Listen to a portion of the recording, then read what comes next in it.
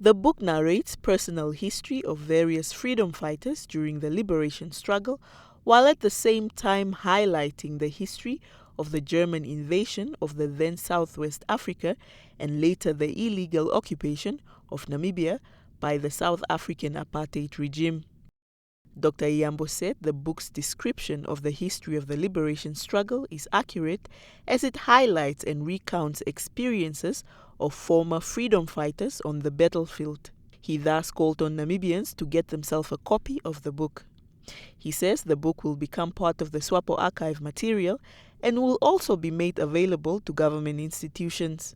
Which is sure to be prescribed and taught in our schools to remind us never to forget and never to forget how and where we have achieved,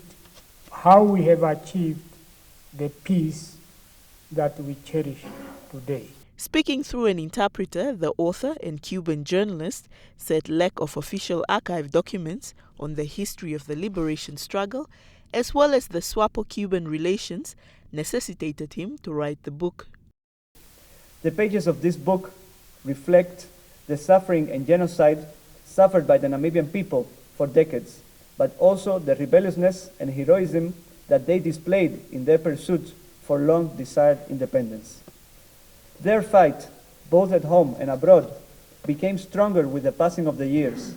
The guerrilla fighters began the armed struggle with little experience and minimal resources.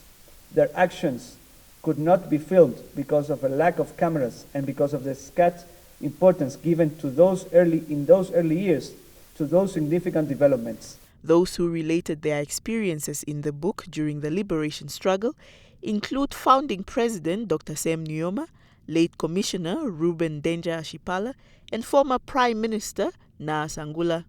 Salmi Hangula, NBC News, Windhoek.